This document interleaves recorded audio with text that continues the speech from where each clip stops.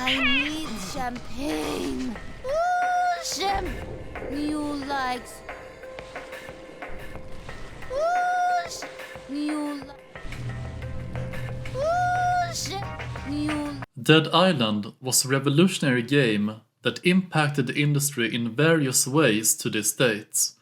The game was one of the most hyped games for 2011, and it was primarily due to one thing: that trailer.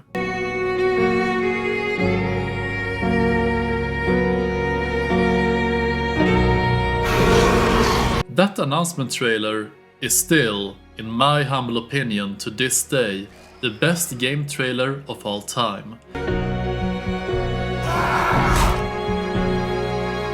The trailer currently sits on 18 million views. It won numerous awards and could easily pass as a short film. There have even been fan films made from just that one trailer.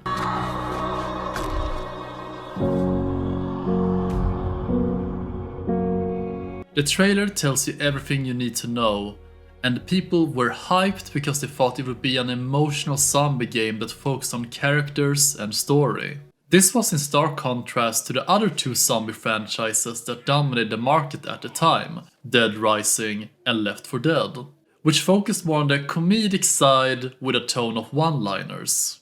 Big ass roll of duct tape to save his daughter.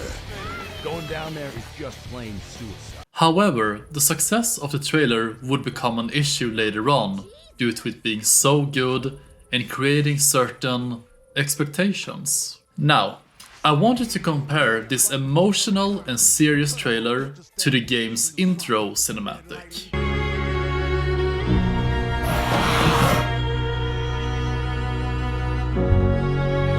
I got a zombie army and you can't harm me. Hey, watch it.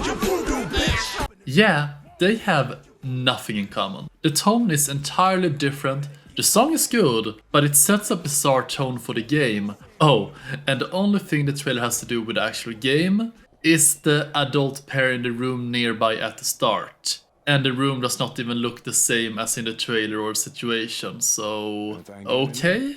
Players were quite confused when the first gameplay footage started to get released, showing off the game's combat and graphics. But the combat and tone felt nothing like the trailer that he had just watched a few months before, creating a rift between people who were skeptic about the game and those who thought, well, this is not the full game yet. The game, when released, was met with mediocre reviews from critics and fans alike. Critics thought the game was mostly uninspired and riddled with bugs. Many people praised its visuals, atmosphere, and combat.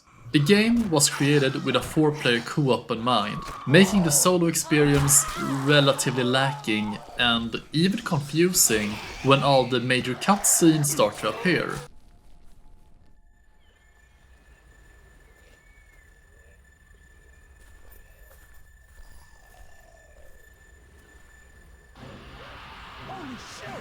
Even with all the criticism from critics, a lot of players liked the game, which gave the game and franchise an expansion, Riptide, a spin-off game, Escape from Dead Island, and a definitive edition, which I played. There were also different comics and even a sequel being made, Dead Island 2, which was supposed to come out in 2016, but was delayed to 2023.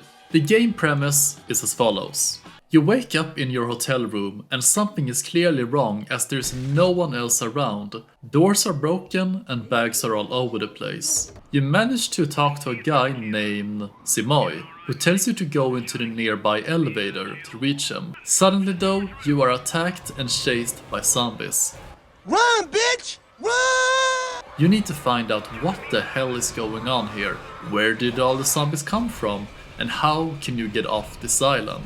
You are bitten and fall unconscious. Welcome to Panoy, player. Now, before you start to play the game, you can choose between 4 different and distinct characters. There is Sam B, the gangsta rapper, specializing in tanking and using blunt weapons, where he will automatically do more damage with said weapons of that type. He is the most balanced character throughout the game, and he will continue to be semi-strong throughout. There's also Logan, the ex-football quarterback superstar who is now an alcoholic. The character specializes in throwing weapons, and no, it's not what you think. Not this, you're crafting, throwing knives or throwing stars or something like that. No. You throw the weapons you have in your inventory regardless of what it is. And if you are good at throwing stuff, he's the most OP character in the game. There's also Xian. She's just a humble hotel employee who specializes in sharp weapons such as knives, machetes, and swords. She is weak until the middle of the story, where you start to pick up when you start to get the swords instead of just using knives, because knives, short range, they can't really cut limbs that well, and they're just not that effective. But after she gets these swords, she will become overpowered. And lastly, there is Purna, the bodyguard and ranged specialist. She is more proficient with pistols, automatic rifles, and shotguns. She is weak as hell for a long time, since you only start to get guns towards the middle and later parts of the game. And before that, she is pretty useless, unfortunately, but after that, she gets strong. Now, there are some interesting RPG mechanics in the game, especially the talent tree. Every character has a different talent tree, except for some perks in the survival tree, such as picklocking chests, increasing bag capacity, and health generation. There's also Fury, and it's more or less a special attack that every character has. It's a bar that slowly fills up the more you fight and kill enemies, and when it's complete, you can activate it to go into a frenzy where every character has a different Fury mode. For example,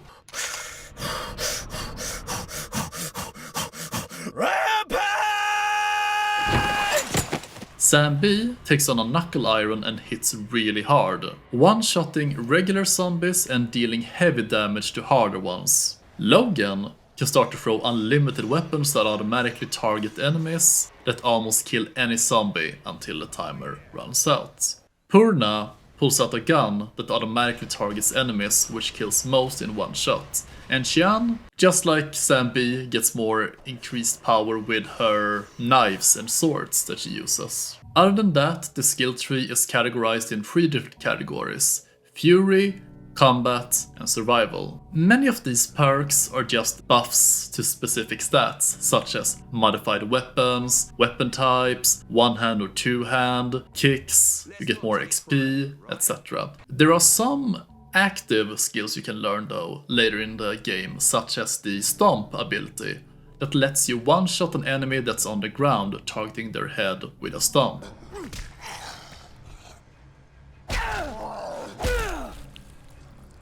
And there's also a special ability where you can use your main weapon if you press both the left and right mouse keys at the same time.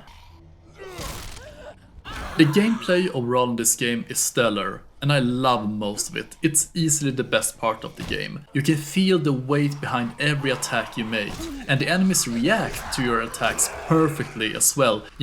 With the grunts, you can break their limbs, cut off their limbs, and they can fall to the ground. You have a stamina bar where your kicks, sprints, and attacks slowly drain it. When you reach 0% on your stamina bar, your attacks will no longer do any damage, and if you get hit, you will fall to the ground, taking increased damage. But even if you are surrounded, the zombies won't attack you when you are on the ground. There are also many different enemy types in this game. You have the regular zombies that walk slowly, they're easy to kill, and they can grab you. And sometimes they are equipped with weapons. There are also runners. They are fast and scary as hell. And when you hear these guys scream, you will think for a second that you're in a horror movie.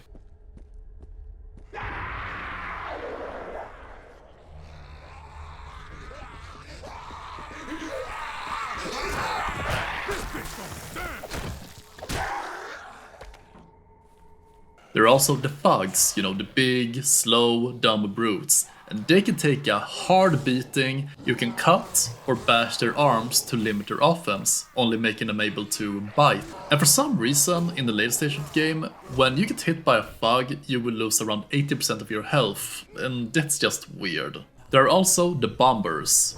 They are easy to kill, just don't stand close to them. They deal hard damage to you and everything around them when they're dead. There are also some really cool enemies like the rams. They take no damage from the front, so you have to let them charge you and at the last second you sidestep to attack their vulnerable back. Bloaters. They are bloated zombies that spew out toxic waste and gas that hurts you. Then there are the berserkers, and these are one of the coolest enemies in the game. They have no hands, instead they have 2 bone pipes sticking out. They are fast, they scream, they deal high damage. Fortunately they die fast, but they are easily the scariest enemy in this game. Regular zombies and running zombies can also have certain attributes to them, such as burning and having gas around them, and it makes them slightly more dangerous than their ordinary counterparts. There are also various types of regular zombies. Some of them are next to naked, and others have full body armor and helmets that reduces damage dealt to them.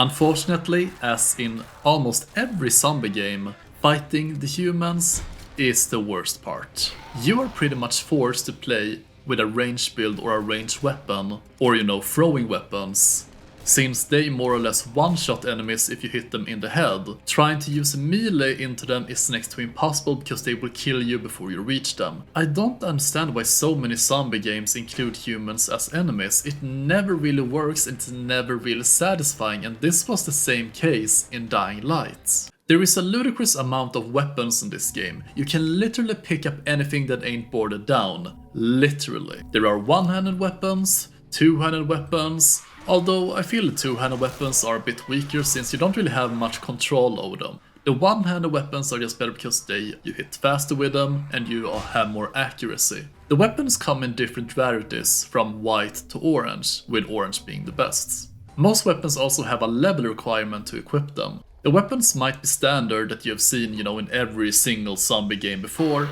but what sets them apart is when you start to apply the mods. And this is one of the game's biggest selling points, the mods. There are a ton of different mods you can apply to your weapons, everything from spiked baseball bats to electrifying or flaming machetes, or even burning baseball bats. These are all overall entertaining additions to the game, and it makes you really wanna experiment more. The mods require specific items and pre-requirements to build them, such as, soap, wires, nails, etc. And sometimes these are really easy to find, or you can just buy them in stores. And others are rare as hell to find, and they're just plain annoying to find. Also, unfortunately, it's relatively easy to miss certain blueprints if you don't actively look around, and it sucks to just miss them. And these mods can make some weapons really overpowered. You can use your weapons for as long as you like, or until they need repair, but unlike in other games, like Dying Light for example, they will never fully break, so you can still use a weapon that you like throughout the whole game. The mods overall, you can pick these up as blueprints or papers scattered throughout the game, or you can gain them from completing certain main quests or side quests. The main issue I and so many others have had with this game is I don't really know what type of game this is supposed to be. The gameplay is too fun. Yeah, that sounds pretty weird, right? But hear me out. The game was also supposed to be played as a co-op game or multiplayer, which immediately throws out all the emotional moments in a game, because I have never heard of a multiplayer game or co-op where people start to actually cry or get emotional about it. It's Press F.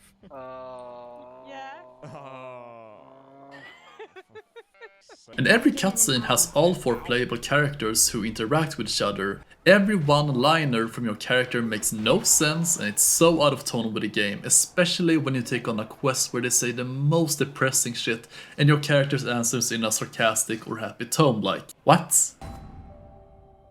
Copacetic. If you happen to be... Yep. How can I say no? Uh-huh. I'ma try.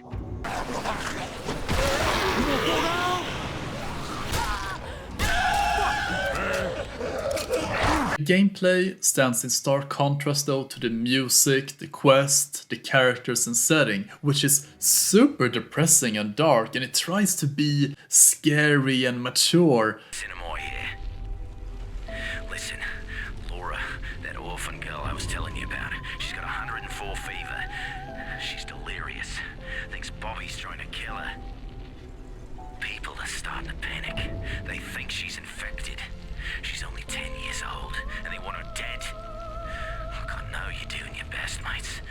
time's running out. Every minute counts. But the issue is, it goes entirely against the gameplay, because I said earlier, it's too fun. It goes against what the other side of the game wants you to do and feel. And it feels like there was no coherent vision for this game between the story, music team and gameplay team. Now, the story is generic and underwhelming, and it did not live up to the expectations that fans had. And it's just something about zombie games not having good stories. The only good one I can think of is the Walking Dead game from Telltale. You are going to explore 5 different main locations throughout this game, and you can freely go between them later on. You're going to visit the resort, the city, the jungle, the laboratory, and finally, the prison. But first, it's the beach and resort, the best part of the game. After being rescued by Cinnamon, you are brought to a nearby lifeguard building, and apparently you have been bitten. But you are immune to the virus, and the only others who are immune are the other main characters. I played this game through solo, so the cutscenes were weird, to say the least. The game starts small, where you have to fight off with the nearby zombies, then you go and pick up a key card to open up the gate to the lifeguard tower, where you fight your first special zombie type, the Fog.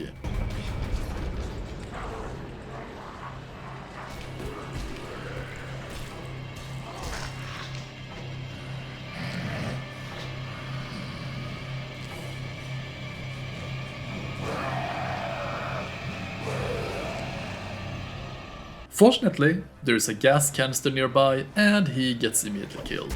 Unfortunately though, throughout the game, the main quests and side quests are 90% just fetch quests. Go and find food, now find fuel, now get juice packages. And these are seriously main quests, and these are like the 3 quests in a row. I'ma try. Bring everything you can. Hurry it up. These fuckers... Hey, thank you. There might be some food and drink. I'm in.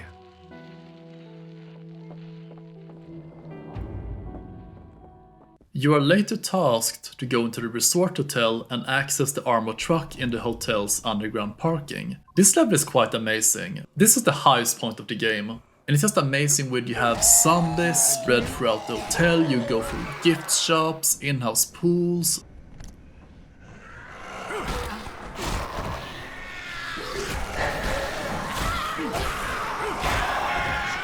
Saunas, showers, tech rooms, and the kitchens where you get champagne. I need more champagne. I fucking love champagne. Can you find some for me? You find me champagne, and I'll give you whatever I have. Whatever you want. After helping some survivors in the hotel, you get access to the car park and enter the vehicle. Before you can travel to the city to find more food, you need to reinforce the truck. Cinnamon wants you to travel to the nearby car mechanic where you need to defend his shop for some time until he can finish the modifications. Unfortunately, the man has been bitten and will turn soon. You make a promise to take his daughter Jin with you. My god, this is the worst character in the game. She is basically just gonna bitch throughout the game, and she is also a walking storage. And she is really naive. And you will also get pissed at the ending. You are then tasked to use the armored car to get into the city to gather food for the people left at the lifeguard tower. You now enter the second hub, the city. When you arrive, you immediately hear church bells nearby. There's a huge hulking zombie with a straitjacket charging at the church door. You defeat him and speak to the leader of the survivors, namely a nun. After helping the church with various smaller tasks, you head to the supermarket to get tons of stocked up food, which is more or less kill a ton of bandits quests. After defeating them, you call Jin, who is driving the truck, and she will not come and help you unless you promise to deliver the food to the various factions throughout the city.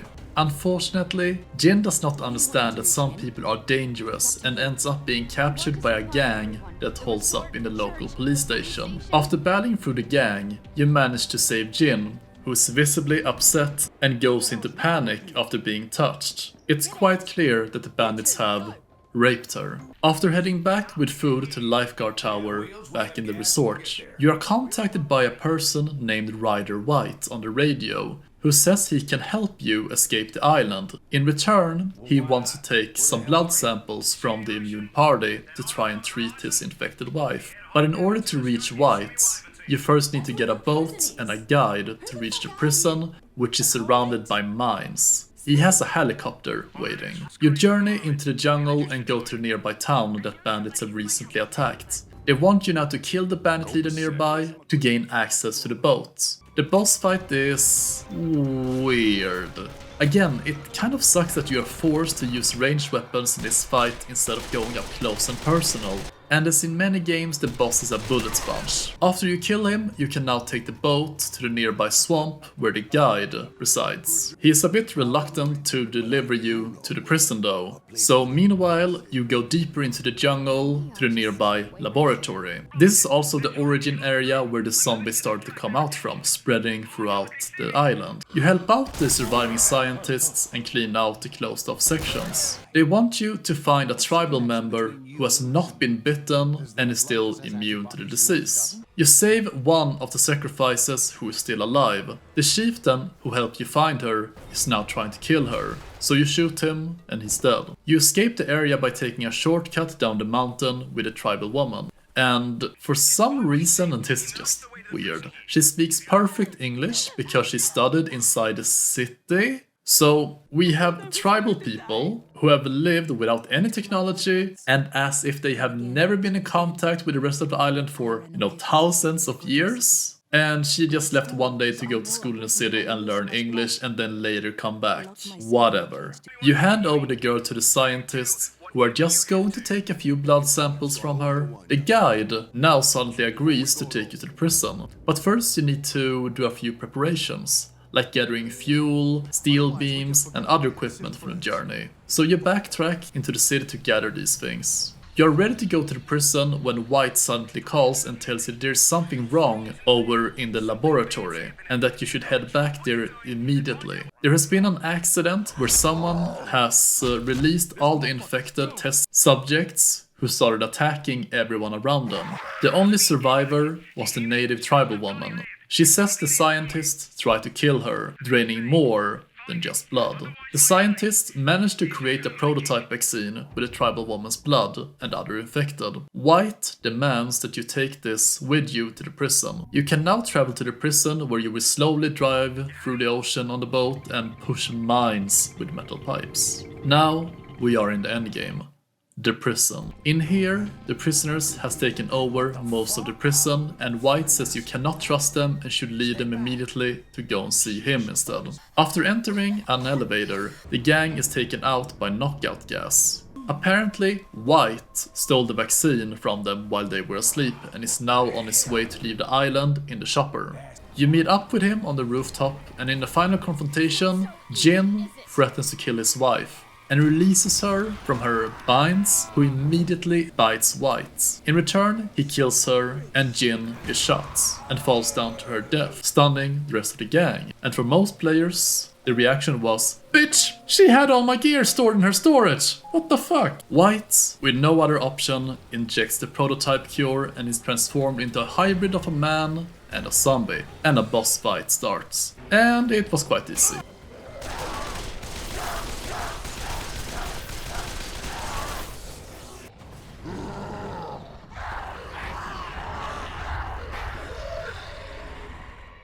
After killing White, you all get on the helicopter and get off the island, and they heavily sequel bait with the Indian cutscene. I can't believe we made it. At this point, I'll be goddamn glad to have all my old problems back. As long as the world is the way it used to be. It's not, and never will be. Trust me.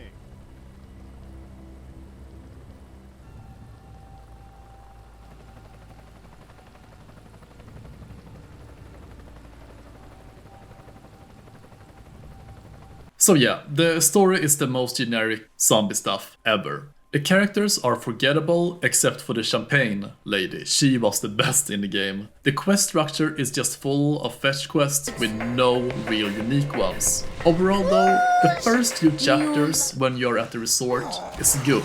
It's really good. The start of the game is good. The first 3 to 4 hours, game is great. Unfortunately, it only gets worse after you leave the resort. The city, the jungle, the lab and the prison, they just feel generic. There's nothing special about them. Since, let's be real, I don't think there have been any zombie games before this, when it takes place on a beach, on a resort. The game to this day still looks fantastic, especially in the resort with the vast and lush oceans and all the water slides, the bars, the houses, and also just every zombie's outfit, when they have their swimwear on. It's quite unique, and you can truly feel that this place is a real vacation paradise. And hell, I would even want to go there. The city though has the intended effect on looking chaotic, dirty, showing the vast difference between the high-class resort for rich people and the city for the poor native inhabitants. The jungle and laboratory, well, they're just jungles. There ain't much to say there, really. Oh, wow, it's too green. Oh.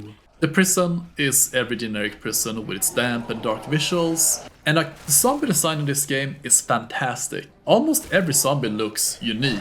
They have different outfits. You can never really say, oh, that's the zombie I just saw. They're all unique. And that's quite impressive for 2011. There is a real weird thing, this filter thingy with flying grain that sometimes just looks off, but the music is great in its own right, depicting a world with no hope. It's dark, and the music in the cutscene in general tries to take itself so serious as if it's a Class A drama show, and it just does not fit with the tone of the game at all.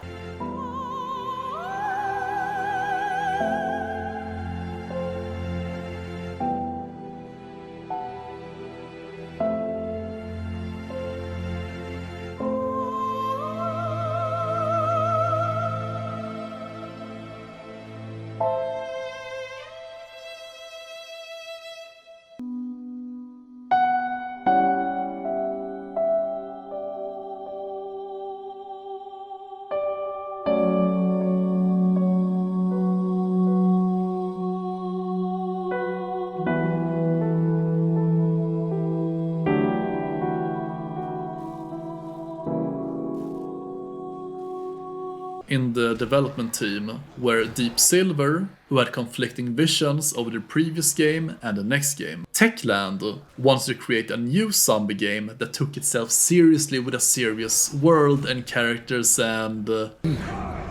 Save these people. They don't deserve all of this. You, give me that torch.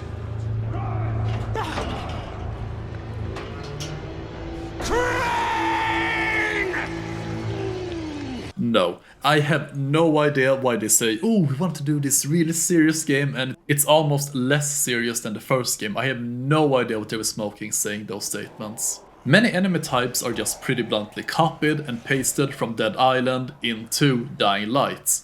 Here we can see a few examples.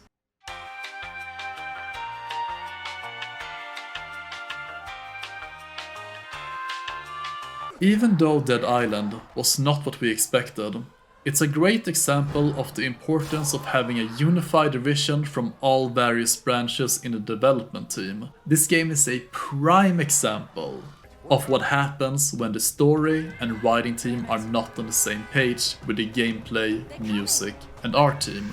Nevertheless, Dead Island creating the modern zombie game genre. Dead Island died, so Dying Light could walk. Though Dying Light 2 should have stayed dead. All in all, it's a conflicting game for both fans and developers alike. But it stands the test of time, especially its gameplay. If you have a few spare hours, I highly recommend you buy this game, and especially if you have some friends you can play with.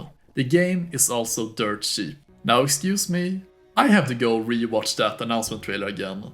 See ya guys.